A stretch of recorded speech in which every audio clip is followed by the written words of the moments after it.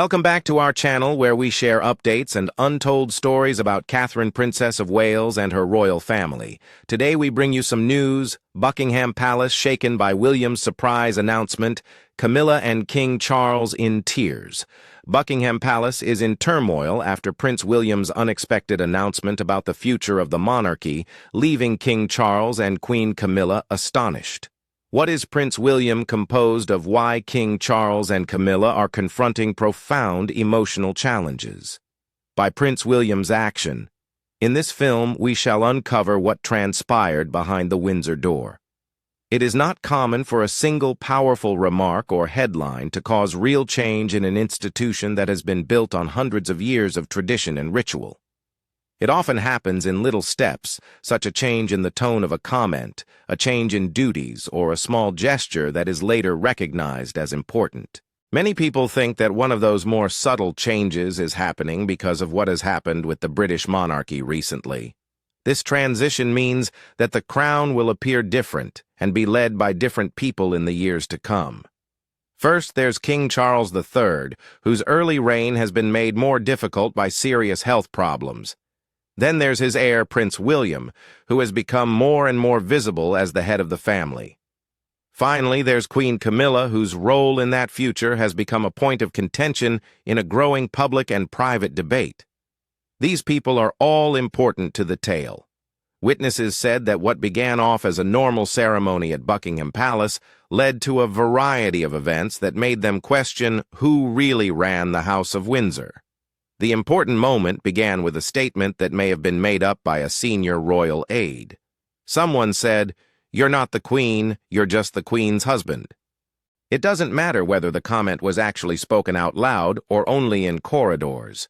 What matters is how it made people feel. As the news traveled around the palace, it brought to light a long-standing problem: how to combine legal and ceremonial titles with the legitimacy that people see in them. This split caught the public's notice at a flawlessly planned morning meeting in London when leaders from the Commonwealth had gathered and every minute of the day had been planned.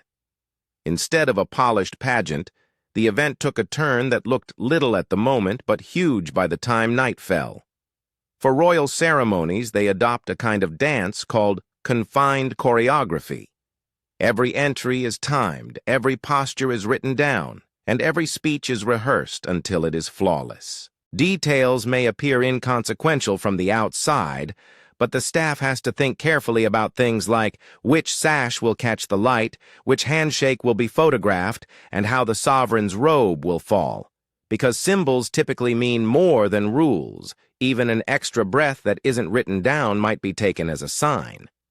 The pause that Prince William made turned into a speech because of the way he used gestures and time. William asked for a quiet time so he could talk to the guests who had come together on his own, according to the aides. He told his father and Queen Camilla that his comments would be brief and informal during a chat with them. In a family where changes to the usual routine are seen as vital, a few minutes that weren't scheduled were. An impromptu speech by the heir to the throne is not just a disruption of the schedule, it is also a clear sign of the heir's power. Several people who were there thought that the short break from the script was a deliberate sign that something had changed. When William walked in, the room became quiet. A lot of people couldn't help but notice how much the prince and his mother Diana, Princess of Wales, acted and spoke in the same way.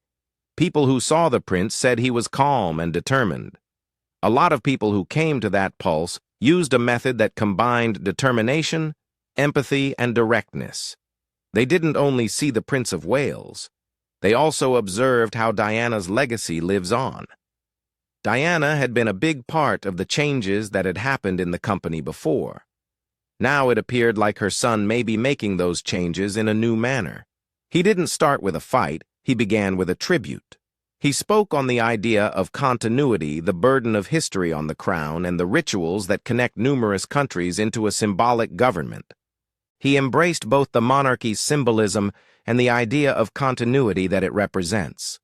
The tone altered, though. Instead of respecting tradition, there was a more realistic call for reform. He had a vision for a monarchy that would not be apart from the people, but would instead walk with them. He said that the crown should not only watch civic life from the sidelines, it should be an active part of it. Its actions needed to show a deeper connection to ordinary people, and its outside had to meet the standards of the day. He didn't use any words that may be seen as provocative. William did not speak badly of his father's recollections or the past. He didn't frame change as an ideological imperative. Instead, he said it was essential. He spoke about the prospect of cutting down on certain sections of the organization, shifting its attention to other areas, and making the organization more well-known for its compassion.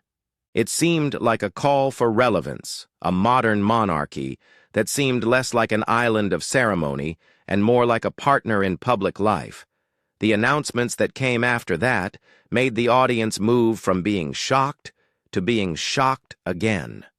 William proposed a way for royal responsibilities to be done together that would completely take authority away from one person. He also said that the Duke and Duchess of Edinburgh, Prince Edward and Sophie, as well as Princess Anne the Princess Royal and the Duke and Duchess of Edinburgh, would have more public and administrative duties. This was more than simply a rearrangement of charitable ribbon-cutting events. It showed how the institution would run with a group of senior working royals, sharing tasks and becoming the public face of the institution's daily activities. The idea indicated a monarchy that was spread out. A small group of people picked for their zeal, competence, and public standing would do more and more of the job of representing diplomacy and civic duty. The sovereign would retain the monarchy's ceremonial importance. William said that this strategy will allow the monarchy to be important while also cutting down on some of the showy parts that some people think are unnecessary. The goal was to put power within the mission instead than in a single centralized public presence. He also spoke about how much more responsibility he had. William, with the king's help, would start doing things that were not legally called regency, but had the same practical effects. He was in charge of representing the crown in high-level negotiations with foreign leaders, going to significant diplomatic places, and making crucial decisions concerning things that the public could see. There was little doubt about the practical result. The heir's role, which had previously been primarily about training and preparing, was now becoming that of an immediate operational head. The words were chosen carefully. But in reality, the heir was taking over the daily tasks of the monarchy, which included speaking in public, making state alliances, and deciding how the crown interacts with the people. William didn't want to deal with the constitutional baggage that came with the title regent. Supporters viewed it as a logical way to modernize, while opponents saw it as a secret way to consolidate power. The people in the room were both relieved and shocked. A lot of people had been talking about change behind closed doors for a long time, but not many of them had expected it to happen so quickly and publicly. Unlike the usual routine of private talks and briefings that happen after structural changes, the announcement was issued without a pattern. People had to deal with the consequences right now. People were most interested in what William said and did not say, as well as who he did not name. It was quite clear that Queen Camilla was not there. She was never mentioned. It seemed like a big mistake. People thought that leaving Camilla out of the plan was like erasing her, whether it was on intention or by accident. She didn't say a word throughout the plan, and for a lot of people, her silence was as loud as any word. Her silence hung over the hall. After the speech, there wasn't the usual loud applause that you hear at court ceremonies. Instead, there was a long period of shocked quiet as the guests tried to process what had just happened. The royal command was not disrupted by an open rebellion. Instead, it was the heir's calm and clear declaration that sparked the trouble. The family saw it as a vital step forward, a way to keep the monarchy in touch with a public that wants it to be relevant and approachable. A lot of individuals in the media called it a silent revolution. The fact that Camilla wasn't involved in the formulation made things much more stressful, both emotionally and politically. She had been Charles's sweetheart for many years, and it had been a long and hard road for her to gain public recognition. For other people, Her place next to the king was the end of a hard time for the royal family. At first she seemed calm as William spoke, but when it became clear that she had been left out of his plan, several people present stated she lost her cool. Her hold on the program became stronger, her eyes lost focus, and her color started to fade. She looked to be unable to handle the suggested message, the stress of being in public, and the burden of her family's past. Without warning, Queen Camilla's seat abruptly slumped forward. Medical staff who were usually on call for state events took her to the hospital. King Charles suddenly showed there and yelled her name. The event, which had been carefully planned and prepared for months, came to an end. People in the room were stunned and anxious, but there were no clear signals of panic. As Camilla was brought out of the building's hall, a hush of whispers and hurried questions enveloped her. The day that was supposed to be a symbolic day of renewal turned out to be a lot of tension. Advisors met in a condition of urgent council, desperately attempting to deal with the aftermath and figure out what Camilla's absence meant, even if they were doing their best. Charles looked upset, even though he was already battling with a terrible sickness. There were a lot of whispers in the house. Did Charles know that William would speak like way, or did he let him work in the dark? Could William's crew have worked on their own, or did they work with the palace? It was evident that a lot of logistical work needed to be done. The workers got together behind closed doors. The communications staff wrote down a lot of different statements, trying to find the right words to show concern without propagating misinformation. Security did a new computation of the mobility rules for the royal family. Officials who work with the palace tried to figure out whether the empty chair next to the king was a message or just a mistake. There was a question mark where unity was supposed to be, and the lack of it created its own life. One of the most crucial concerns that came up in the days that followed was whether or not Camilla's disappearance was planned. The experts and the people on the inside broke apart. Some observers thought William's decision to marry Kate was smart because it showed that the future of the monarchy will depend on the genealogy of the House of Windsor and the emotional legacy of Diana. From this perspective, William, who was attuned to popular sentiment, aimed to establish his immediate family, comprising himself, Catherine, and their children, as the unassailable emblem of continuity. He accomplished this by placing a character associated with a tragic past in the backdrop for certain members of the audience. Some people thought the omission was cruel since it placed the king's wife in a subordinate role which publicly embarrassed him. They said that there were big problems amongst family members. No matter what the motive was, the consequence was clear. The image of a united royal family was entirely shattered. People were becoming more and more divided, with some being loyal to Charles and Camilla and others siding with William and Catherine's ideas. Camilla's friends and helpers said that the occurrence was more than simply a medical emergency. It was a sign of the deep emotional pain she was going through. She had worked for 20 years to rebuild her image in public and show her dedication to the cause. She married the Prince of Wales in 2005. At the time, he was the King of Wales. Over the course of many years, she was publicly abused and compared to Diana. Over time, she worked hard to get people's favor by aiding charities, making planned appearances, and putting service first. When Charles became king, many people thought that her role as queen consort marked the end of her long battle. To her and to others who felt the same way, William's public exclusion appeared like progress was undone in a single embarrassing moment. She felt this way. Many others thought that her breakdown was a physical manifestation of the stress that had been building up. It would be hard to overstate how painful it is to have your public rehabilitation flipped upside down in front of the entire world. Camilla made a conscious effort to change her image. She did little acts of kindness, kept her engagements low-key, and tried to be judged on her service instead of the spectacular headlines she got. The public has slowly begun to thaw. Diana's death caused decades of national grief and unresolved feelings, which made her work even more important.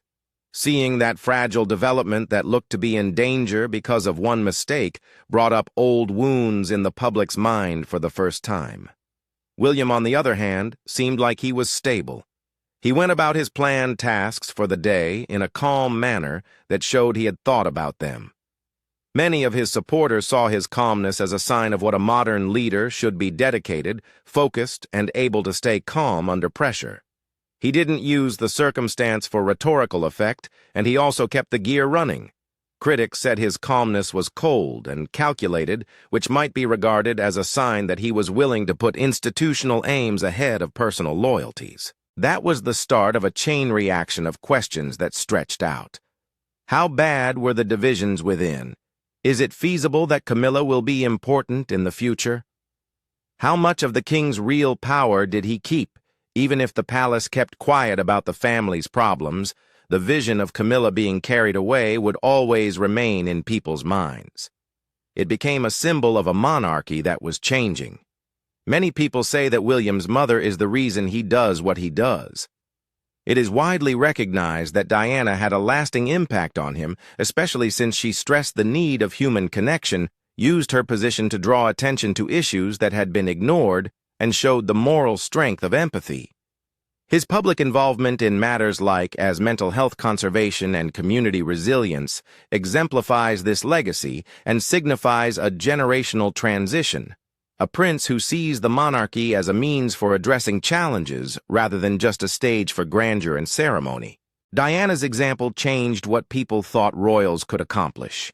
She made HIV awareness and landmine campaigns much more well-known, and she made it a practice to be there in person, which changed how political debates were held. William has learned from her that the crown must learn to listen and behave with compassion if it wants to stay legitimate in the eyes of the people. William's attempts to promote an institution that is more in touch with current life appear to be based on this approach. William seems to have been quite conscious of the widening gap between an ancient institution and the individuals it serves over time. Because of everything he's been through, he knows that sticking too closely to a schedule might make it hard to show compassion, and that being far away can make things seem unimportant. His father and wife are both sick, which has made him feel that he has to act quickly. It seems like time is moving faster and there aren't many chances to do anything. A pragmatic steward thinks about the future in terms of legacy in order to be ahead of the inevitable change in generations. This means finding a strategy to move an organization such that it will last. If you look at it this way, William's actions can seem less personal and more planned. To maintain the organization's reputation for a long time, he appears to be trying to focus the public image of the organization on people who balance continuity with present appeal. These numbers include him and his immediate relatives. But this method does have certain costs for the individual using it. Camilla's long and hard journey to win over the public is one of the hardest. Political factors are also a component of the equation. The monarchy needs younger people to stay alive. They have various ideas about how to deal with the media. Honesty, service, and directness are all crucial. A royal family that looks and acts like a group of citizens who care about civic concerns is more interesting to them than one that follows the traditions that have been handed down through centuries. Supporters may see the exclusion of persons perceived as leftovers of scandal or irrelevance as a challenging but necessary pruning process to match the institution with future audiences. This all raises an uncomfortable question regarding Charles's status as a leader.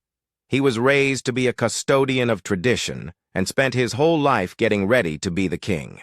Even still, health concerns have clouded his leadership from the start, and these problems make it harder for him to deal with a transition that is full of problems. Monarchs wield authority differently than elected leaders, primarily possessing moral and symbolic influence. People may start to think that authority has changed when a king or queen's health starts to become worse and the next person in line starts to take on more visible obligations. This might happen no matter what the law or the Constitution says. In a modern constitutional monarchy, this idea is important, since legitimacy depends on what the people think as much as it does on what the law says. William comes into the region on his own. He has begun to make changes in a quiet way via a succession of little activities and then with increasing exposure. He has made it plain in both his speech and the actions that followed that his goal is to bring the monarchy in line with modern ideas. This puts him on a different road than his father. Charles, who is more focused on preservation and historical stewardship, appears to want to save the institution he inherited, while William seems to want to change it for a new generation. Because of these conflicting objectives, there is tension in an institution that is reformed to fit the future risks, losing those who see its traditions as the basis of national identity. The most essential thing for the House of Windsor right now is to find a balance between history and progress. At its heart, it's just as much about the drama in the family as it is about the changes in the institution. People like them have gone through the good and bad times of love and grief storms in the news and public division. People are going to have to deal with the changes that are happening right now, and the costs won't only be for businesses. Charles is going through a difficult irony right now. His schooling was meant to make him the defender of a long-lasting institution, but instead, at the beginning of his reign, he has become the center of conversations about the future of that institution. Due to his health issues, certain decisions are now more important than they would have been in any other situation. The concept of a monarchy that is really handing power to the successor was strengthened by the mixed reaction to William's speech, which, when paired with the way Camilla fell, added to the story. Before, the monarchy seemed stable, but today there are clear signs that it is under a lot of stress. Charles is set on keeping his power even if it appears to be changing how it is used. William's ascension has been a planned but forceful process. It's not that he's caused a great public fight, it's that his planned acts and behavior have had the intended impact. People are paying more and more attention to William, even though Charles is still the monarch according to the Constitution. He doesn't seek for the spotlight. Instead, when it finds him, he takes it with a level of confidence that doesn't have much competition. This situation has caused uncertainty behind the royal doors. Advisors can't agree on whether Charles liked William's speech or was surprised by how direct it was, according to reports. When things are unclear, it seems like there is more of a vacuum in leadership. People want to know why the king didn't fight back if he is in charge. If he isn't, what does this mean for the monarchy's power? The public's view of the crown's stability, which was formerly regarded to be strong, has become more and more shaky. The demise of Camilla became a symbol of such weakness in the end. It had been a long time since she had been able to keep going through a test, and on that day she failed. After then, there was a time of silence that seemed more like the sound of an established order falling apart than a pause. It was possible to show how hard and dangerous work affected people's lives in the context of a family that was going through changes. It seemed like Camilla was losing her authority as the royal order changed in a bigger way, even though she used to be at the heart of everything.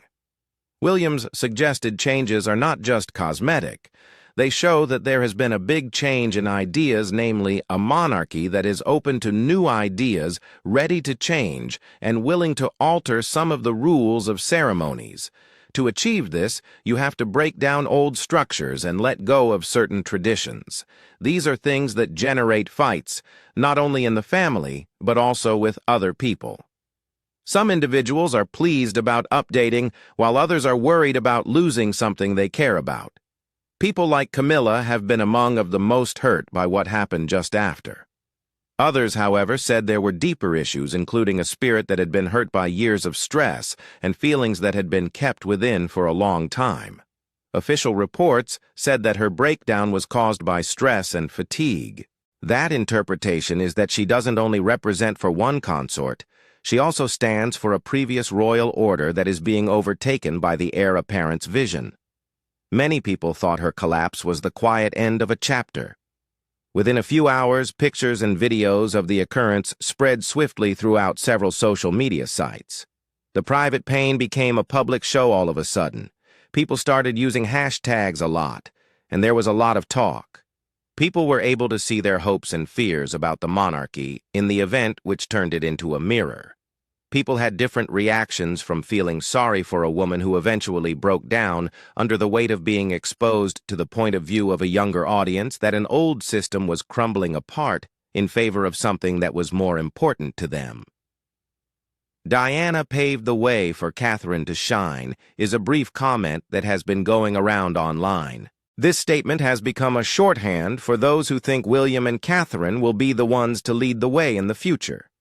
Their supporters think of the two as honest, kind, and serious, since they are both consistent and easy to talk to. These traits are different from the typical formal image of the monarchy and are more appealing to younger or more skeptical groups. On the other side, older generations were worried about how things were becoming less serious and less consistent over time. They said that the situation showed that a national touchstone was starting to fall apart. It seemed like a loss that the change happened so quickly. The palace understood that it was trying to meet both sets of expectations at the same time, which was practically impossible. After what happened, Catherine became a stable presence. She didn't make any big announcements, which is not true. The way she stood close to her husband without making a big deal about it was a powerful sign. In a household that was plainly under a lot of stress, she stood out for how calm she was. Many people saw Elizabeth as a symbol of stability because she was a grounded modern queen who could calm an anxious nation. She didn't desire attention. She was just good at calming down an anxious crowd. As more people asked about Charles's practical authority, her popularity and the idea that she and William were a good team became highly useful. Catherine's role in the ceremony was less important than her role in giving people confidence. She did things that helped keep things going, including visiting patrons, having private meetings with charities, and carefully planned public appearances that focused on empathy and competence. Because of what she did, she helped to lessen the impact of a prospective crisis at the palace. Reports say that things at the palace appeared to settle down and become more organized in the weeks after Camilla's collapse. Camilla's public profile was lowered, her obligations were canceled, and her public schedule was constrained as part of what seemed like a planned and deliberate departure. As she stood next to the king, it seemed like William and Catherine were taking up more and more of the area that she had formerly filled. Some of the most obvious things that William did were to increase the frequency of public appearances, chair meetings, and represent the crown on an international basis. Even though they didn't operate like a constitutional monarchy, he and Catherine acted like a single entity, which made the monarchy more active in real life. Charles did not formally try to give up his sovereignty. Legally, he was still the sovereign. There was, however, a clear sign that the roles of the operation were changing. Both the general public and the royal staff paid attention. Some traditionalists even said that the events that were happening were hard to argue with. Even though the king was still the official head of state, the power and affection of the people were being passed on to a new generation. The future of the monarchy had changed from being a theoretical debate to a continual performance, and a prince and princess, who had quietly taken over by always accepting their responsibilities, were in charge. The events that follow are uncertain. Institutions may be stable when there is clear leadership, clear responsibilities, and consistent stories. The monarchy is trying to tell a new story, which is that it can be more caring, smaller, and more involved in the lives of the people. Stories, on the other hand, are not constant. They rely on how people see them as much as they do on policy. The absence of Camilla in the new script highlights that transitions are not only structural, they are profoundly emotional. There is also the chance that lives, dignity, and identities may be lost. If you want to think about Charles, William, Camilla, and Catherine, the stakes are not simply institutional, but also personal. They are both a symbol and a part of the family. If the adjustments that William suggests are made with the human costs in mind, they might help the monarchy endure for another generation. If the process is seen as severe or disrespectful, the moral capital he seeks to uphold may be compromised. The crisis revealed an important truth about modern monarchies. Legitimacy does not necessarily flow from one generation to the next. To get it, you need to be competent, caring, and able to change. The photographs from that day can stick in people's memories as a quick way to remember a hard change in the organization. There is a queen who falls down, a king who is stuck between duty and weakness, an heir who steps forward, and a princess who makes things better. How carefully the people involved handle the emotional side of change will decide whether that transformation is a story of renewal or one of fragmentation. Kingdoms that can change have lived on, whereas those that can't have died out. The crown's capacity to regenerate itself is being put to the test right now. For this to work, you'll need to have a leadership style that is both strategic and caring, be able to listen and be prepared to give in. First and foremost, it is essential to recognize that institutions consist of humans and that the expenses of modernization are evaluated in relation to personal tragedies as well as public advantages. In the years to come, observers will surely remember that solemn words and the picture of Camilla being led away. They will look at the timing, the effects, and the reason behind it. But there will still be a human element, the private sorrows and public choices, that will determine whether or not a living institution can find a balance between remembering the past and moving forward. The new age isn't just one big event. It's a sequence of little acts that have big effects. Some will be praised while some will be hurt.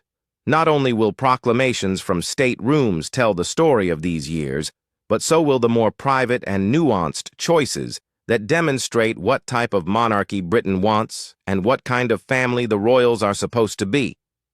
Thank you for watching the video. Please let us know your thoughts and goodbye for now.